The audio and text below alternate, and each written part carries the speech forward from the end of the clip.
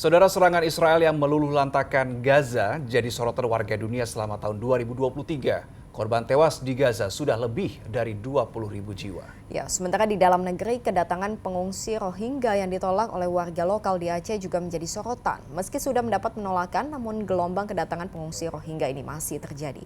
Bagaimana permasalahan konflik di Gaza dan pengungsi Rohingya? Kita diskusi bersama dengan Zeki Rahman.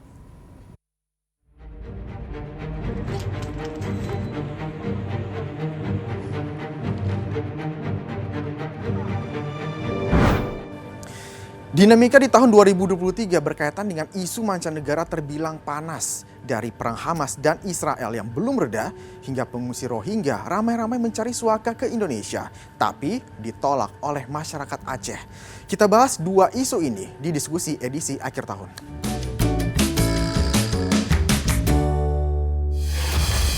Pengungsi Rohingya ramai-ramai mencari suaka ke Indonesia. Dalam kurun waktu 2 bulan terakhir, kapal-kapal pengungsi asal Myanmar itu tiba di perairan Aceh.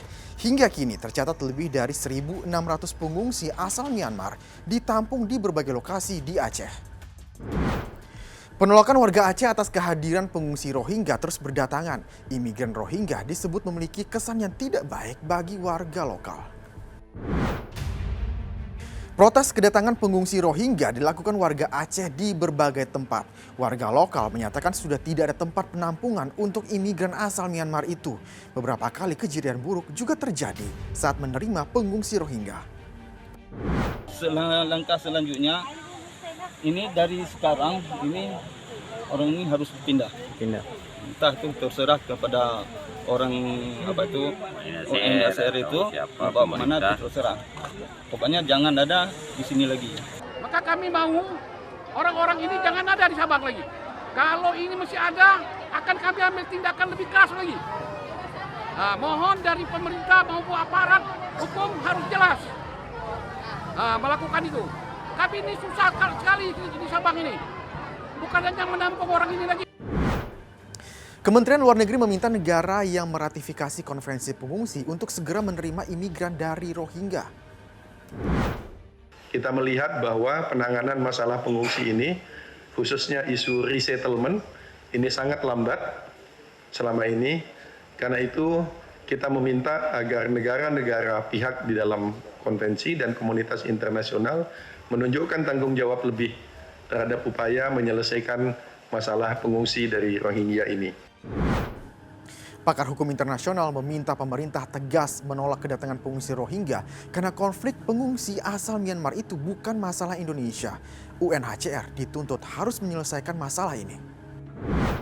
Pemerintah harus mengatakan banyak rakyat Indonesia yang miskin di Indonesia dan perlu perhatian. Kita tidak butuh rakyat miskin, warga negara asing atau orang-orang dari luar negeri.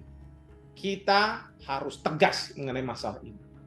Dan kita tidak mau tanah-tanah kita digunakan untuk memfasilitasi mereka. Kita bukan anggota ataupun peserta dari Konvensi Pengungsi tahun 1951. Kalau misalnya ada mereka yang sudah ada di Indonesia, silahkan difasilitasi di pulau terpencil.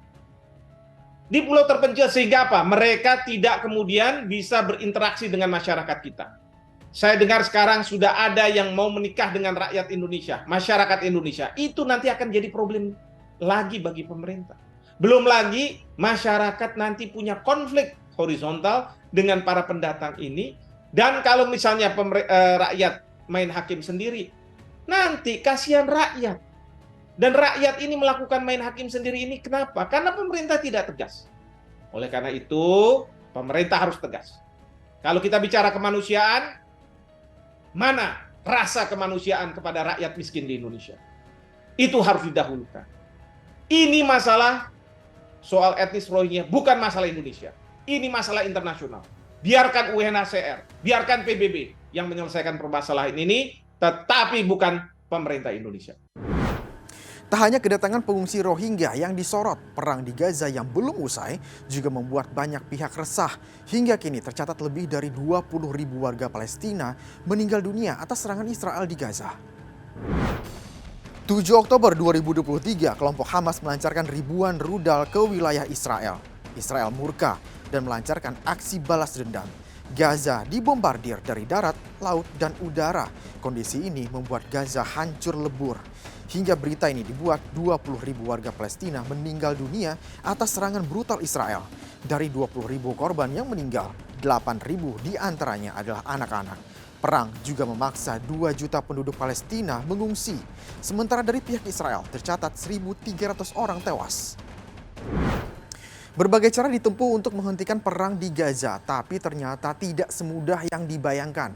Amerika Serikat bahkan memveto resolusi gencatan senjata di PBB dan menuai kecaman dari banyak negara. Pertanyaannya, sampai kapan peperangan ini bisa berhenti? Menekankan pentingnya untuk menyelesaikan masalah ini pada masalah utama atau masalah dasar, yaitu adanya pendudukan.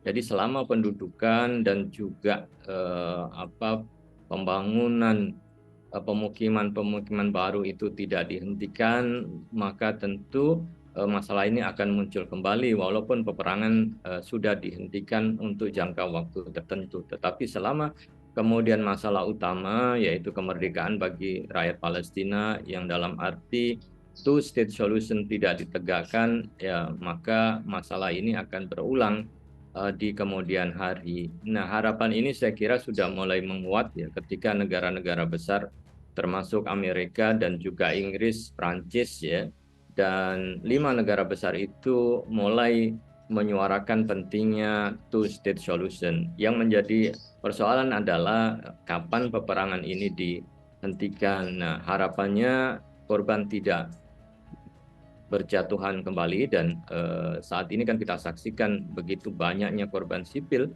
yang meninggal, bahkan tidak hanya itu korban karena kelaparan, tidak ada akses ya terhadap kebutuhan dasar itu juga menjadi problem. Dunia internasional tentu hendaknya melihat ini dan Indonesia pada posisi yang selalu menyuarakan pada lembaga-lembaga internasional dan juga melakukan lobby-lobby ya terhadap negara-negara besar.